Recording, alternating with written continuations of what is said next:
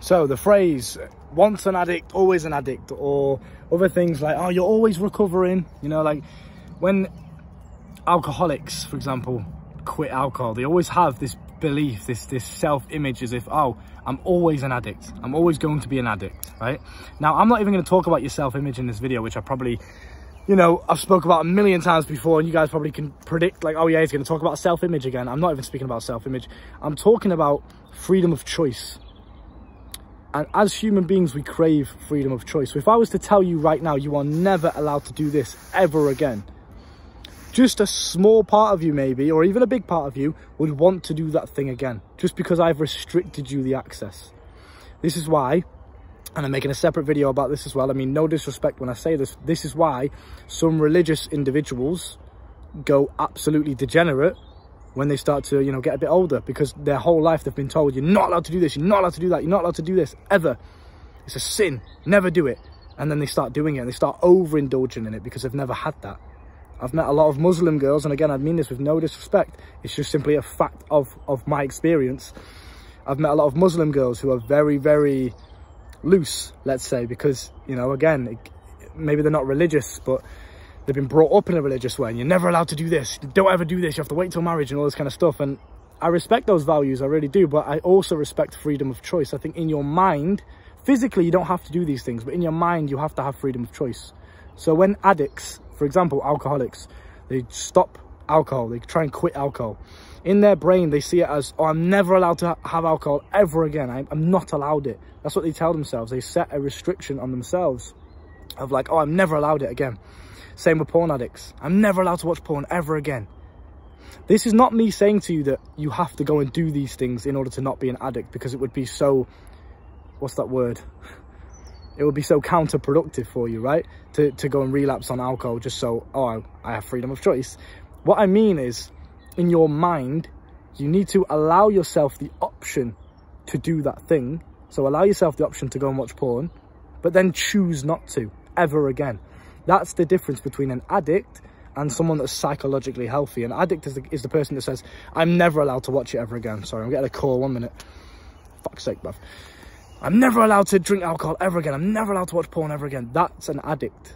Because somewhere in the back of his brain, he craves freedom.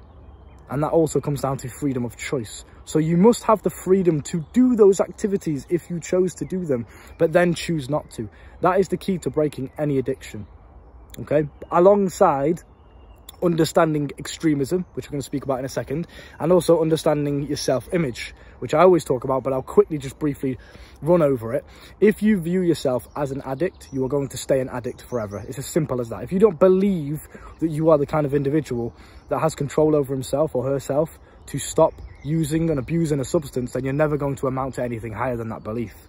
If I believe I'm ugly, it doesn't matter how physically attractive I may be. If I believe I'm ugly, the world's going to respond to me as if I'm ugly, because I'm going to walk around with a shitty body posture, shit body language, really shy and timid. I'm not going to look after myself because I'm ugly anyway. So then naturally the outside world is going to perceive me as ugly. I'm going to make that a reality. I'm never going to amount to anything higher than that, because I just walk around thinking I'm ugly. So I don't even talk to that girl. I don't talk to her. I don't talk to her because, no, I'm ugly. They could never get her. And then I end up with the existence of someone that is ugly, even though physically I might be completely attractive and fine. Girls might absolutely be in love with me, but because I genuinely believe that I'm ugly, I don't do anything, so nothing ever happens. It's the same with an addiction. If you believe, oh, I'm an addict, I'm always going to be an addict forever. Once an addict, always an addict, I'm always recovering. Now, no disrespect to anybody that says this, because again, you're just doing the best that you can with the knowledge that you have, but just please consider this for a second. If you're addicted to porn, if you're addicted to video games, alcohol, drugs, whatever it may be, you're addicted to some sort of substance, ask yourself, is this belief of once an addict, always an addict?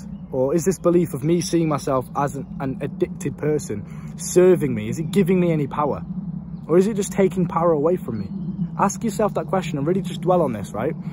And dwell on the fact that if you restricting something from yourself is causing you to want it more, then surely it would be beneficial for you to allow access to that substance, but then choose not to do it. And what I mean by this is not put alcohol bottles all around your room, because then it's like in your brain, just accept to yourself, have the mindset of, I am allowed to drink alcohol if I want to, However, I'm going to choose never to drink it ever again because I just don't want to. Therefore, you are then giving yourself the freedom to choose what you want to do with your own life. That's what we crave as human beings. We don't ever want to be put in a box or to be caged or to be told what we can and can't do. This is why crime is so thrilling. This is why breaking the law and disobeying authority figures is so thrilling. It feels so good.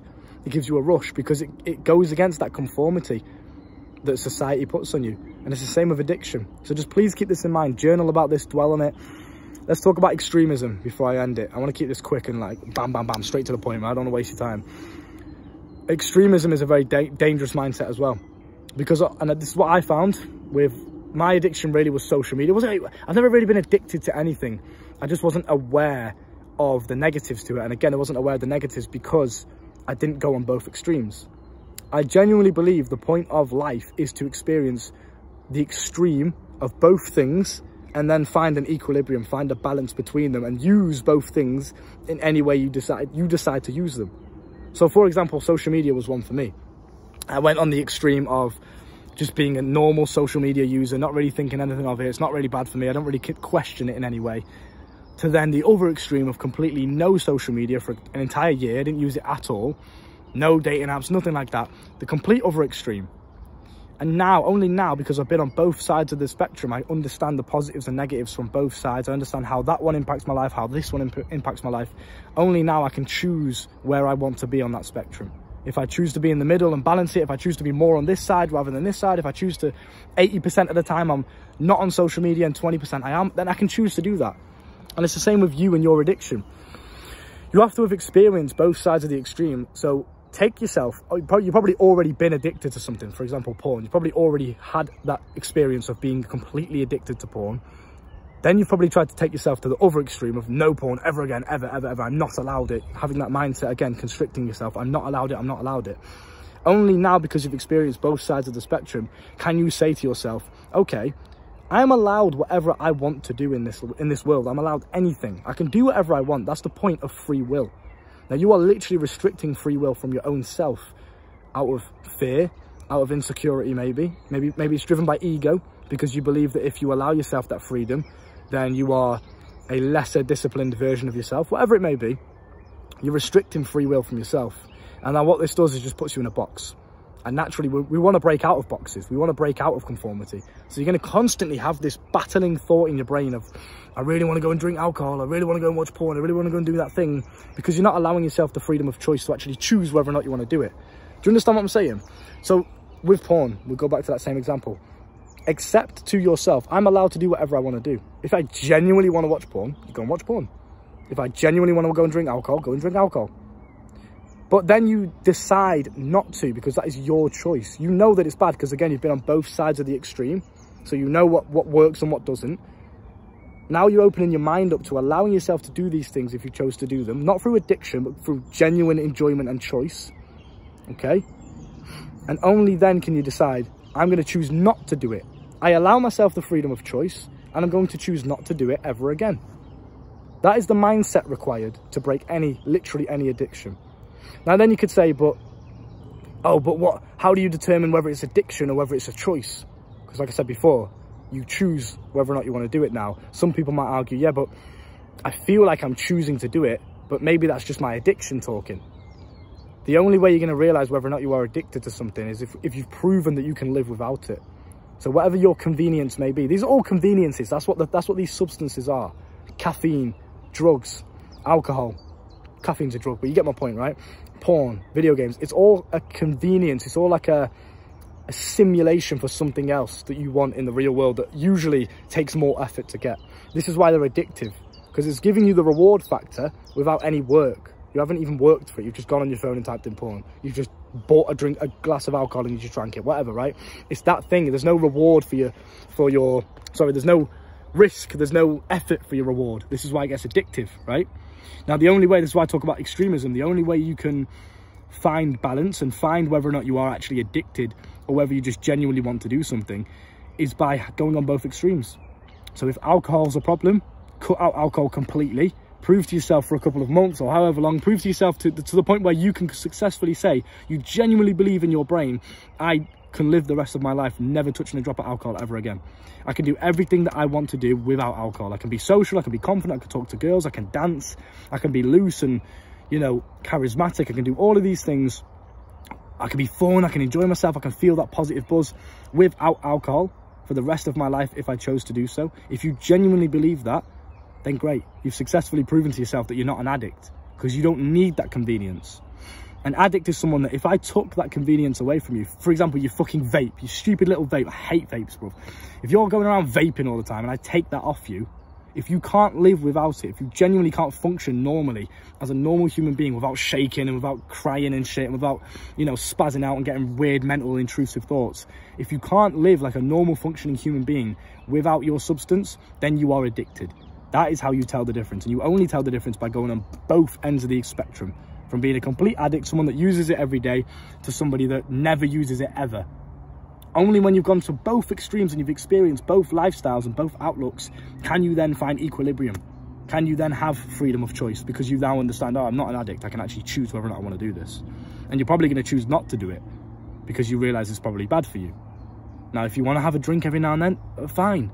I'm not saying you have to live the rest of your life and never do anything, you know, substance-wise ever again. That's why I'm talking about balance, and your balance you can completely define for yourself. I like the 80-20 rule. 80% of the time, I'll live a normal, sober lifestyle. 20%, maybe I'll have a drink if it's a special occasion, my brother's birthday or some shit. Maybe it's Christmas, whatever. I'm taking a girl out for Valentine's Day. It's the same with video games. Okay, that's probably a bit less. It's probably like 95-5, right? 95% of the time, I'm not playing video games. 5%, me and my mate will jump on. We'll have a game, we'll have a laugh. Cool. There's nothing wrong with this shit. It's about how you use these things. Now, obviously, there are some things like porn. I don't think I'd ever use that again. I don't think there's really an excuse for me to ever use that. But again, that's all for you to determine. If you genuinely, 10 out of 10, and again, you're not an addict, because you can get women in the real world. You've proven to yourself you can live without porn. If you genuinely, for whatever reason, 10 out of 10 enjoyment watching porn, watching other people have sex, for whatever reason, then go and do it. I'm not telling you to do anything or to not do anything. This is your life. And again, freedom of choice, freedom of expression is very, very important. If you, for whatever reason, restrict yourself from freedom in any realm, you're going to basically just live a miserable existence, or an existence of uphill battle consistently every day. You're going to have to constantly fight that porn addiction. Just tell yourself, right, you know what? If I wanted to, I could, but I'm going to choose not to ever again, because it doesn't serve me in any way. So I'm just not going to. That's my mindset. If I really wanted to watch porn, I could. I have that freedom of choice. I don't restrict myself from it. I'm not saying, oh, I'm never allowed to do something ever again. I can do whatever the fuck I want. But I choose not to do certain things because they don't serve me in a positive way. They don't give me any confidence. They don't make me feel good. Do you get what I'm saying? My phone's going to die, so I'm going to wrap it up, and I think I've said enough. So, coaching's down below if you want to learn more from me. Look at this fucking foliage, by the way. Oh, my days, bro. It's proper growing now. It's mad. Oh, mate, it's gorgeous. It's getting summertimey, spring kind of vibes. Love it, mate. I'm going to get tanned as fuck. Just wait and see, man. I'm stealing all your girls, bro. That was so flamboyant. I'm stealing all your girls. What the fuck was that? I'm clearly not. Anyway, coaching's down below if you want to learn more from me. Look after yourself, and I'll see you soon, yeah?